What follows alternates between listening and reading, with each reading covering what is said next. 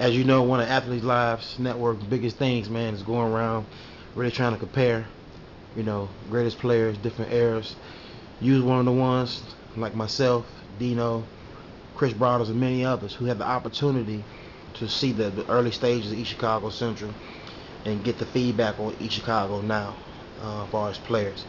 So I want to get from you is I want to get your best players in each position, and then your overall best player, and then where do you stand at in Central history? So quarterback. Quarterback, like I said, I keep up with, the Athletes Live website. A lot of people been coming right out saying Keon Frazier. Keon Frazier was a great quarterback. I think a lot of y'all need to start thinking about my brother, not just because he's my brother, but Greg Gillis was an exceptional athlete, and he was a great quarterback, not just an athlete. Greg was a quarterback. My brother ran like a 4.4 40, and I don't know how many other people can say this, but I've caught balls from Keon, and I've caught balls from Greg. Greg had a stronger arm than Keon. I think he was more accurate than Keon too, but Greg was part of the Coach E system where they ran the ball. He also had I think Pachi. His receivers. I remember going to his practices. His receivers couldn't catch his passes in warm-ups. So he didn't have the opportunity to throw the ball. I think Greg Gillis is the best quarterback in the history of East Chicago Central history. It'd be a 1A, 1B thing, and then statistically and just for what he did, you got to say Keon Frazier. So I would say 1A, 1B.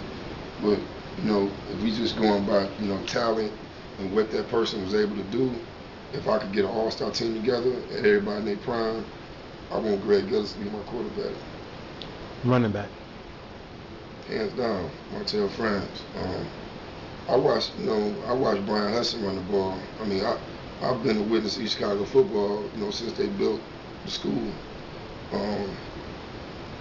Royce Roberson was good, man. He was a real good running back. Chris Browder was real good, but he was small, undersized. Aaron Smith was just a freak of nature.